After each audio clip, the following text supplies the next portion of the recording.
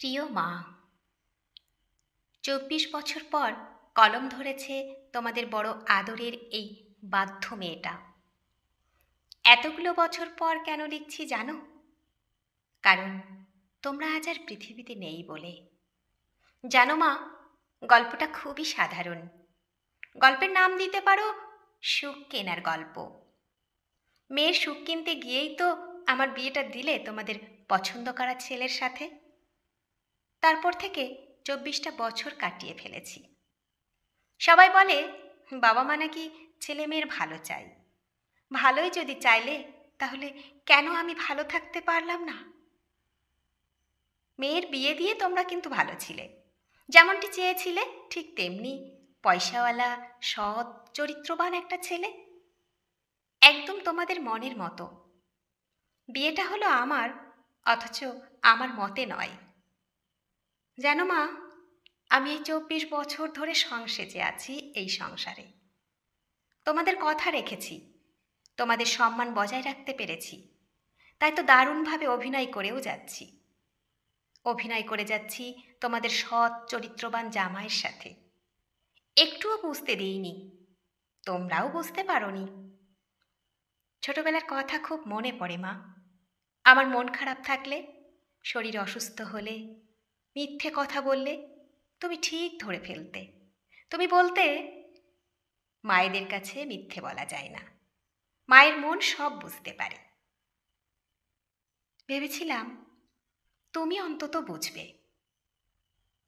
মেয়ের মনের কথা মা বুঝতে পারবে না তা হয় নাকি? দেখলাম তুমিও বাবার মতোই গো ধরে বসে থাকলে। সেদিনের কথা ভাবলে চোখে জল আসে, যন্ত্রণাটা বুকের মধ্যে দলা পাকিয়ে ওঠে আজও। আমাকে ঘরের মধ্যে আটকে রাখলে, আমার ভালোবাসার মানুষটাকে বাড়িতে ডেকে ভীষণভাবে অপমান করলে। আমি আড়াল থেকে স্পষ্ট শুনতে পাচ্ছিলাম তোমাদের কথাগুলো। তুমি ওকে বলছিলে, ও তোমাকে ভালোবাসে না, ওর সাথে কোনো রকম যোগাযোগ রেখো না। আমার মেয়ের বিয়ে ঠিক হয়ে গেছে, ওকে যদি সত্যিই ভালোবাসো তাহলে ওর জীবন থেকে সরে গিয়ে প্রমাণ করে দিও তুমি সত্যিই ওকে ভালোবাসো। আমি শুনেও সেদিন কিছু করতে পারিনি। এক প্রকার জোর করেই, বাধ্য হয়েই বিয়েটা করে নিলাম। আমাকে নিরুপায় করে দিয়েছিলে, হাত মুখ বেঁধে দিয়েছিলে। বললে, মেয়ে হয়ে বাবা মায়ের মরণ দেখতে চাস? আমার বুকে পাথর চাপিয়ে দিলে।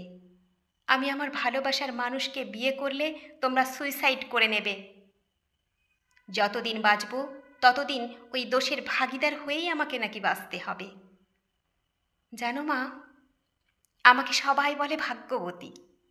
তোমাদের মতো বাবা মা পেয়েছি, এমন একটা সংসার পেয়েছি, ভালো মানুষ বর পেয়েছি। আমার আর কি চাই? ছোটবেলায় তোমাদের থেকে যা চেয়েছি তাই দিয়েছ, কোনো আবদার না করনি। যখন ভালোবাসার মানুষটার কথা বললাম, বললে তোর অন্যায় আবদার তোর বাবা মেনে নেবে না। এদিকে দেখো, আবার বিয়ের পর থেকে আমাকে আর কোনো আবদার করতেই হয়নি। চাওয়ার আগেই সব কিছু পেয়ে যাই। সত্যিই মা, আমি ভাগ্যবতীই বটে। তবে অভিনয় করতে করতে আজ বড় ক্লান্ত।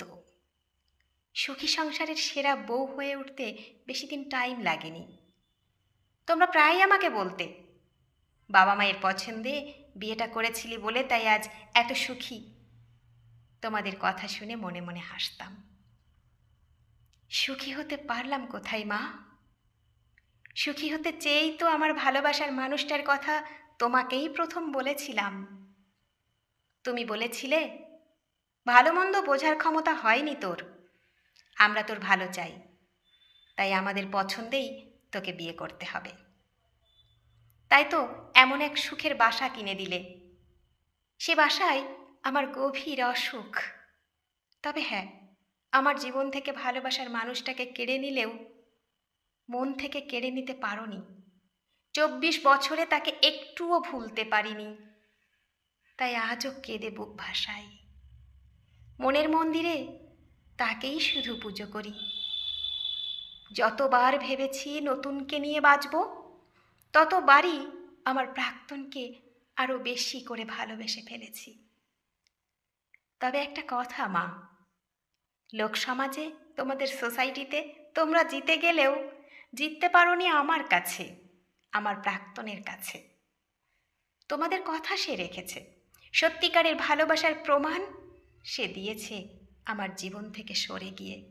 কিন্তু তার মন থেকে আমাকে সরাতে পারোনি বোধ হয়, যেমনটা আমার মন থেকে তাকে সরিয়ে দিইনি। জীবনের বাদবাকি বছরগুলো ঠিক এভাবেই চলব, সুখী জীবনের অভিনয় করে। সত্যিকারের ভালোবাসলে তাকে মন থেকে সরানো যায় না কোনোদিন, আর সরাতেও পারবো না। তবে ভীষণ কষ্ট পাই, কষ্ট পাই সুখী জীবনের অভিনয় করে নয়, কষ্ট হয় জীবন্ত লাশ হয়ে বেঁচে থাকতে হয় বলে। কে বলেছে মানুষ মৃত্যুর আগের মুহূর্তে সুইসাইড নোট লিখে যায়? আমার মতো কত অভাগিনী আছে যারা মরে গিয়ে বেঁচে যেতে পারেনি, বরং বেঁচে থেকে কবেই সে মরে গেছে। আজ যা লিখলাম তা আমার মনের বেদনাই শুধু নয়, বলতে পারো এক জীবন্ত লাশের বেদনা বিধুর সুইসাইড নোট।